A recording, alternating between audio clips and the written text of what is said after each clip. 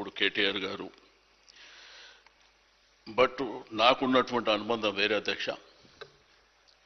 మేము అప్పుడు యంగ్స్టర్గా, యువకులుగా ఎన్టీ రామారావు గారు మరి పార్టీ ఆవిర్భావం, వారు ఎన్టీ రామారావు గారు హ్యాబిట్స్లో ఉంటుండే అధ్యక్ష. పార్టీ కార్యాలయం హిమాయత్ నగర్లో, గోపీనాథ్ గారి ఇల్లు ఆ ఎదురుగా హైదర్ నగర్. అయితే తెలుగు యువతలో నేను, గోపీనాథ్ గారు అనేకమైనటువంటి కార్యక్రమాలు, హైదరాబాదే కాదు అధ్యక్ష, ఢిల్లీ కానివ్వండి, ఆంధ్రప్రదేశ్ కానివ్వండి, తమిళనాడు కానివ్వండి, ఎక్కడికి పోయినా ఇద్దరం కలిసి ఎన్టీ రామారావు గారితో పాటు. అంటే ఎన్టీ రామారావు గారు అంటే మాకు బాగా అభిమానంగా మేము చిన్నప్పటి నుంచే వారితో పాటు యువతల మరి కలిసి పనిచేయడం జరిగింది అధ్యక్ష. అయితే ఆ తర్వాత గోపీనాథ్ గారు నగర అధ్యక్షుడుగా తెలుగు యువత, ప్రభుత్వం వచ్చిన తర్వాత కూడా డైరెక్టర్గా, అదేవిధంగా వినియోగదారుల సంఘం మెంబర్గా పనిచేసినటువంటి సందర్భం. అయితే అనుకోకుండా నాకే మొదల అవకాశం వచ్చింది అధ్యక్ష 94లో. బట్ అక్కడ ఇప్పుడున్న అంబర్పేట్, ఖైరతాబాద్ మధ్యలో అది హిమాయత్ నగర్ నియోజకవర్గం అధ్యక్ష. బట్ అక్కడ ఉన్నటువంటి పరిస్థితులు అనుకూలంగా లేకపోవడం మూలన మరి అక్కడ నాకు అవకాశం అక్కడ సికింద్రాబాద్లో రావడం, తర్వాత నేను గోపి కూర్చొని మాట్లాడుకున్న తర్వాత సరే దేవుడు ఉన్నాడు, భవిష్యత్తు ఉంది, పార్టీ ఉంది, మన అన్నగారు ఉన్నారని ఆ తర్వాత జూబ్లీహిల్స్కు వారు షిఫ్ట్ కావడం, ఆ తర్వాత ఎన్టీ రామారావు గారు మరణించిన తర్వాత చంద్రబాబు నాయుడు గారి నాయకత్వంలో మేము పనిచేయడం,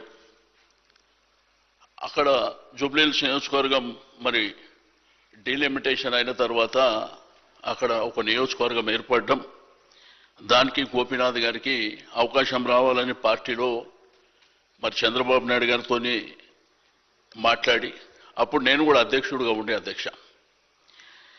ఆ తర్వాత నేను అప్పటికే 3 సార్లు శాసనసభ్యునిగా ఉన్నా కాబట్టి నా సనత్ నగర్ తర్వాత 2014లో మా 2 కాన్స్టిట్యున్సీలు బార్డర్ అధ్యక్ష. నేను సికింద్రాబాద్ నుంచి ఇక్కడ షిఫ్ట్ అయినా, గోపి జూబ్లీహిల్స్. నా నియోజకవర్గం కంటే ఎక్కువ నేను జూబ్లీహిల్స్ తిరిగిన అధ్యక్ష.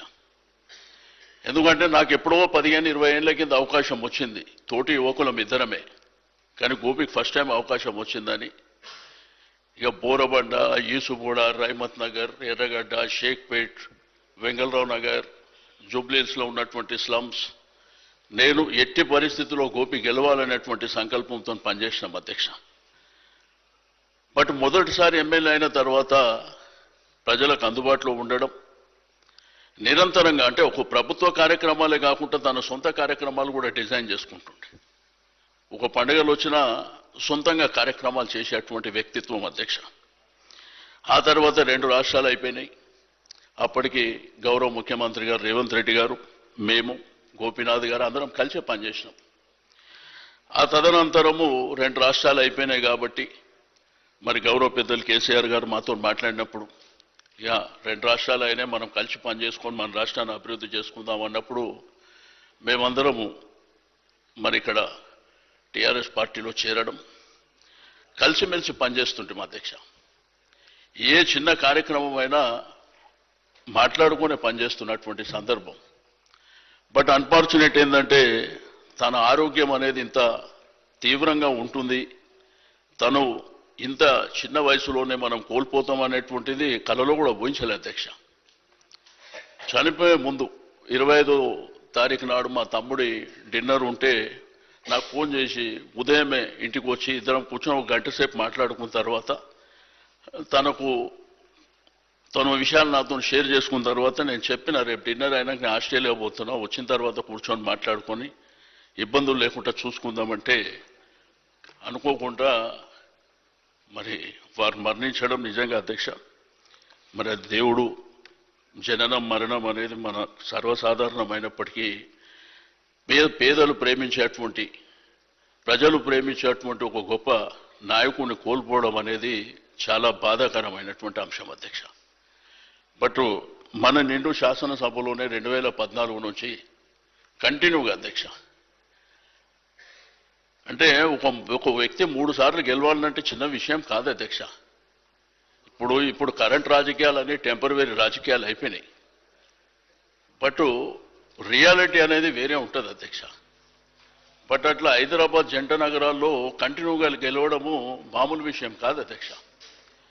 బట్ ఆ నియోజకవర్గ ప్రజలకు ఒక గోపెన్నగా నిరంతరం పెద్దలు శ్రీధర్ బాబు గారు ఇంతకుముందే చెప్పారు, వాళ్ళ తమ్ముడు చనిపోయినప్పుడు కూడా ఆ ఫ్యామిలీ, రాజ్ కుమార్ చనిపోయినప్పుడు ఆ ఫ్యామిలీ అంతా బాగా డిస్టర్బ్ అయింది అధ్యక్ష. తల్లి కానివ్వండి, వాళ్ళ అన్న కానివ్వండి, గోపి కానివ్వండి, నేను ఎప్పుడు ఆడనే ఉంటుంటే అధ్యక్ష. మా పార్టీ ఆఫీస్ ఎదురుగానే ఇల్లు ఉంటుండే, ఎదురుగా హైదర్ నగర్లో. గోపి నేను ఎక్కడ ఉన్నా కానీ కలిసి ఉంటుంటే. బట్ ఈ విధంగా శాసనసభ్యుడిగా 3 సార్లు ఉన్న తర్వాత శాసనసభ్యుడిగా మరణించడం అనేది కూడా చాలా బాధాకరమైనటువంటి అంశం. తప్పకుండా మరి ముఖ్యమంత్రి గారు సంతాప తీర్మానం ప్రవేశపెట్టిన దాన్ని బలపరుస్తూ ఆ కుటుంబానికి ఆ భగవంతుడు ధైర్యాన్ని ఇవ్వాలి. తప్పకుండా ఇప్పుడే కేటీఆర్ గారు, హరీష్ రావు గారు వారు హాస్పిటల్ ఉన్నప్పుడే మిగిలిన కార్యక్రమాలన్నీ జరిగే వరకు పార్టీ అన్ని విధాలుగా అండదండలు ఉంది. తప్పకుండా ఆ జూబ్లీహిల్స్ నియోజకవర్గ ప్రజలకు మీ గోపన్నని ఎట్లయితే మీ గోపన్న, మా గోపన్న, మనందరి గోపన్నని కోల్పోయినామో వారు చిరస్థాయిగా ఆ జూబ్లీహిల్స్ నియోజకవర్గ ప్రజలకు గుండెల్లో ఉండే విధంగా మేము కార్యక్రమాలను కూడా తీసుకుంటామని చెప్పి నేను ఈ సందర్భంగా తెలియజేస్తూ నాకు ఇచ్చిన అవకాశం ధన్యవాదాలు అధ్యక్ష. ఐ రిక్వెస్ట్ శ్రీ వెంకటరమణారెడ్డి గారు. ఈరోజు మాగంటి గోపీనాథ్ గారు ఈ శాసనసభలో లేకపోవడం అనేది నిజంగా దురదృష్టం. మొట్టమొదటిసారిగా ఎన్నికైన నేను ఆయనను కొద్ది రోజులుగానే చూస్తున్నటువంటి వ్యక్తిగా, ఆయన ఎన్టీ రామారావు గారికి అభిమానిగా ఉన్నప్పుడు ఆయన పెట్టిన కటౌట్స్ని కూడా చూడడం జరిగింది. మాగంటి గోపీనాథ్ గారు 1963లో జన్మించి వెంకటేశ్వర ట్యూటోరియల్స్లో చదువుకొని